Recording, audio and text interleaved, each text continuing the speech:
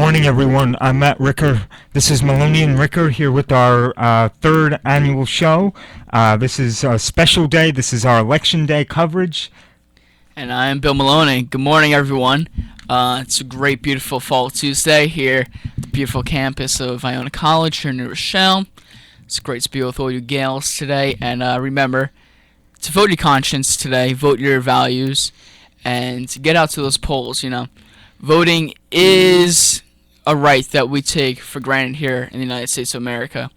And, we're so fortunate to have the ability to go vote and speak our conscience. And it's really unfortunate that a large population of us don't vote. And then we complain about what's happening. Here in America, we have days like today where we can go decide our leaders. We can go decide who we want to go lead us. And, if anyone wants to run for office, you definitely should run for office one day and be a leader as well. But go do your civic duty and go vote. And me and Matt have already casted our votes for my good friend Rob Astorino, who is running for governor of New York and who I predict will pull off the most historic upset in the history of American politics later today and defeat the criminal and crook Andrew Cuomo. Yeah, I was at Barnard School in New Rochelle at exactly 6:30 a.m. this morning, casting my vote. This was my first election. I felt very proud to be voting, and when I was filling in the little circle for Rob Astorino, I thought he needs our votes, and he needs especially the youth vote.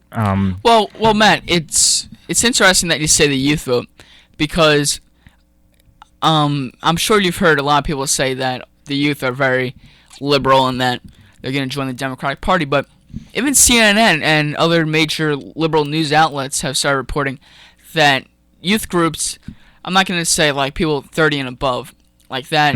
Yeah. Like if you're in your 30s, you're still young. Not that age group, but people in their teens and their 20s, they're starting to shift towards the Republican Party, especially in the Hispanic demographic, because to be quite frank, for Hispanics, their values line up with the Republican Party. They line up with stronger family values, harder work, pro-life, traditional marriage, and pro-gun, for the most part. And I'm not going to speak on behalf of the entire Hispanic community because that would be wrong of me to do. And I've also noticed that many people like ourselves, if they don't identify themselves as Democratic or Republican, they'll switch over to Independent. That's becoming more popular. Yeah, definitely. And those of us that are interested in politics right now, such as me and yourself, and albeit it's a very small number since we're freshmen in college, and not a lot of freshmen in college are interested in politics, but the few of us that are, they tend to be on the Republican side of the aisle. So that's always very interesting to talk about.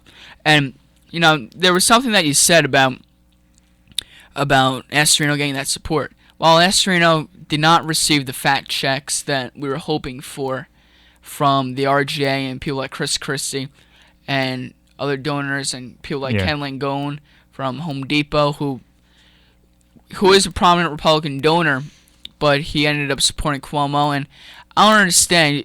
I mean, something like that would have to bring up the question: is there a quid pro quo going on? Is there pay to play going on, like Cuomo has done with so many of his donors, with $2.7 million in campaign contributions, resulting in $7.2 billion in state contracts on the foot of taxpayers? But back to the point of the support for Astorino. Astorino has run a very good campaign, and he's diligently made use of the funds that he does have. Oh yeah, and, he has all those commercials. There's tons of grassroots support, and I think that we're gonna end up winning this race. Yeah, and it's gonna be a shocker to a lot of people that are outside, but people that have watched this campaign thoroughly, they're gonna see that, it's not necessarily the people with the most money that win, but it's the people that the values are on the side of and the people that actually are genuine. And people can see between the lines, and they can see the lies that Governor Cuomo throws out there. His negative campaign ads, all $21 million of them, have done nothing except actually dwindle down his polling numbers, and they've actually boosted up Rob's numbers. And I was on Twitter earlier before, since it's election day, I was checking out all the results coming up for Rob Astorino and Cuomo alike. And everything for Rob Astorino, for the most part, I would say about 95% of them was positive. That people were very excited to go support a candidate like this. And a lot of people were saying, traditionally I'm a Democrat, or I'm independent, or there was this one 69-year-old woman, and she had never even voted before. And she registered to vote for Rob Astorino. And I looked up Cuomo alike to see if his base was coming out. And the only results for Cuomo that was really coming up was that Corruption, don't vote for him. And the only positive thing that was going out there came from his campaign Twitter account, Team Cuomo, and only had one retweet. I mean, just like he didn't have that much support for his book, I don't think that he's going to have that much support at the polls today, and I predict Rob Astorino will win.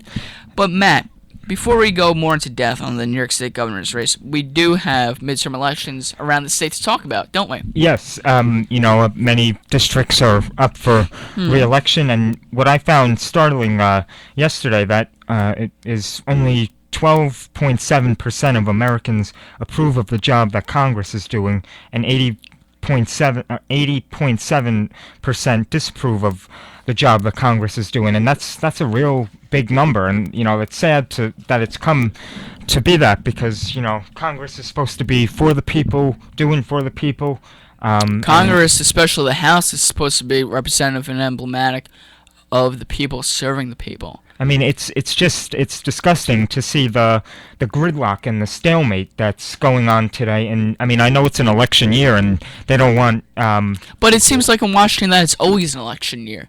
It seems like in Washington that they can never work together. And I mean, of course, I'm Republican, but there are people on both sides of the aisle that are like this. Oh, yeah. Republicans and Democrats. I'm not going to be disillusioned and believe that Republicans aren't doing this. And I think that there are Republicans as well as Democrats that do deserve to lose.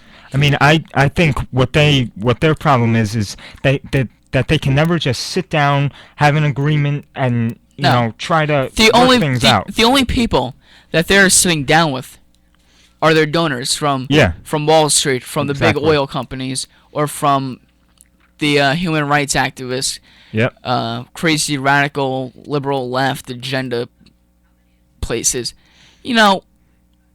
These people aren't going back. They aren't going home. They aren't following what the famous Speaker of the House, Tip O'Neill, once said, that all politics is local. And he was a Democrat. And my mom, Republican, she did love Tip O'Neill because he went to Boston College, where my mom went, and the library there is called Tip O'Neill Library. She was like, I was always at the Tip O'Neill Library. And she actually met him once. What was that? We apologize. It's the radio phone that's going off. We'll just it stopped ringing. We'll be okay. Yeah, but about this whole thing and the gridlock in D.C., we don't have any more real leaders in Congress, I believe, that are really working to really help the people that they serve. They aren't serving their constituency. It's time for a change. And the Kennedys, and I mean, I'm going back to a lot of Democrats here, and my family has its roots in the Democratic Party, but they left us, unfortunately. But the Democrat, one famous Democrat who kept on going back to the people was Ted Kennedy. And just like Tip O'Neill said, all politics is local. Ted Kennedy and the Kennedy family, I think that's what made them so special. That they didn't have to go fight for this. They were rich, they were powerful already, but they fought for what they believed in. And they always made sure that they were going to go back to their people, that they were always going to go fight for what the people wanted. And, that sense of familiarity and calmness and just knowing who's serving you in Congress, I don't really think that exists anymore. That's the problem, and that's why Congress has such these large disapproval rates. And we should also say that the Republicans are most likely going to take control of the Senate tonight. That is great news. That is great news. 74% likely, which is good, and Well- they'll be okay Well, with. Matt, are you following the Times on that? The Times reported, I think, 75%. I got this. I believe I got it off of RealClearPolitics.com. Yeah, well, I was looking at some other polling, and they had them at like 94, 95, 96%. Maybe it changed from yesterday. And there are a lot of big elections And coming up, and I would like to talk about. You're familiar with the race in New Hampshire, I'm sure. Scott Brown yeah, up there, it's becoming a a very close race. mm-hmm. And it's, just like people were saying here in New York that Rob Astorino, he has no chance of winning, and they were saying up in New Hampshire, Scott Brown, he has no chance of winning. I mean, all of a sudden you look at the polling numbers, and it's a dead heat, and all of a sudden they're gonna look at the only poll that matters tonight, and Scott Brown's gonna win, and Rob Astorino's gonna win, and the Republicans are gonna take control. yeah. And there are a lot of tight races, not just in the Senate campaigns, but also in the races for governor. Yeah, and actually, there's 8 states that are up for grabs, which can go either way. It includes Arkansas, Colorado, Georgia, Idaho, Kansas, Louisiana, and New Hampshire and North Carolina. And among those are swing states, Colorado, New Hampshire and North Carolina. So those, and whichever party wins that state will likely win in 2016. Because they tend to stay the same. Now a race to follow, I think, is the race over in Wisconsin. Yes. With Scott Walker. Now, if you remember, Scott Walker was elected. Before he was county executive of Milwaukee County. And I think after serving, a few years, about 5 years or so, as county executive over there, he ran for governor. And I don't know if he won his first time around. Don't quote me on it. But after he was elected governor, they called him back. And that was very historic. Very rarely does a governor get called back. But that happened, and he won the callback election. And now over there, it's a dead heat in Wisconsin. And I think that's a race that people should be following, because Scott Walker, if he wins in a state like Wisconsin, and Wisconsin is kind of Democratic, I would say. Mm-hmm. But if he wins like that, and, the unions are upset at him, but, I mean, he's fighting for the taxpayers, and that's what you have to do as a public servant. Sometimes the unions have to realize that taxpayers can't be footing the bill for all their health insurances and everything. And I like Scott Walker. And he's definitely a 2016 presidential contender. And that's a race that we have to follow.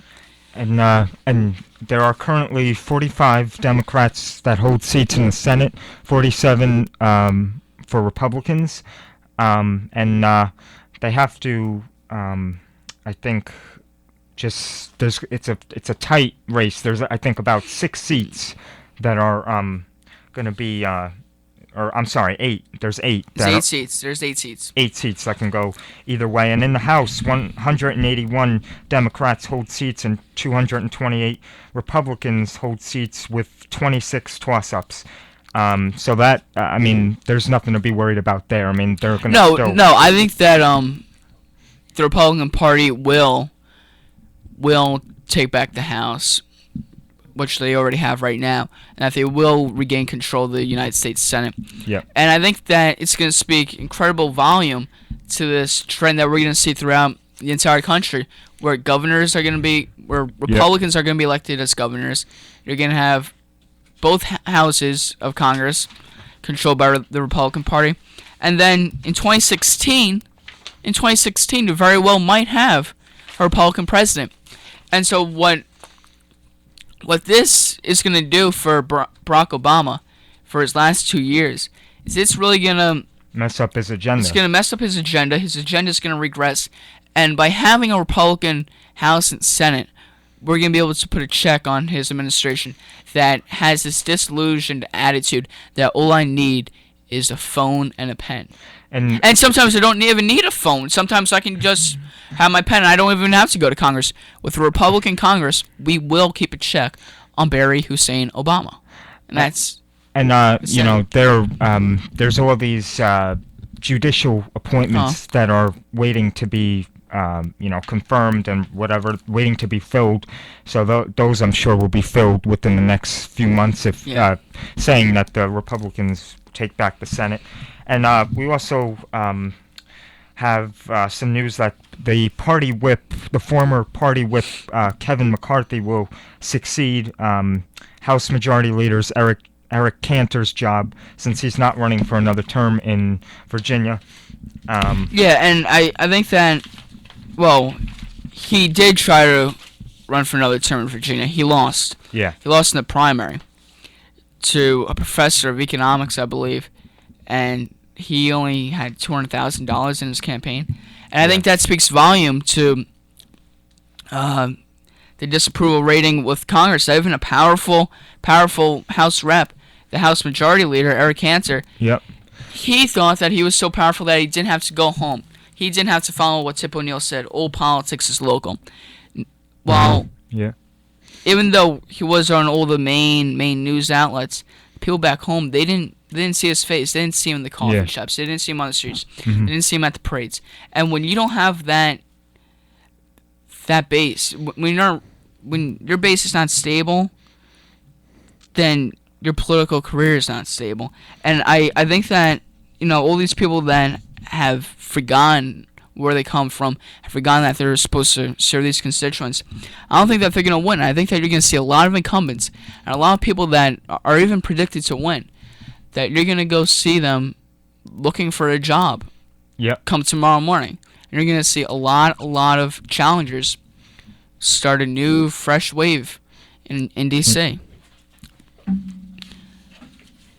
And you know what, Matt, with that, I don't know if you have anything else to say, but with that, I think I'm ready to go to a commercial break. What do you say? Yes, I'd agree with that. And we'll be right back.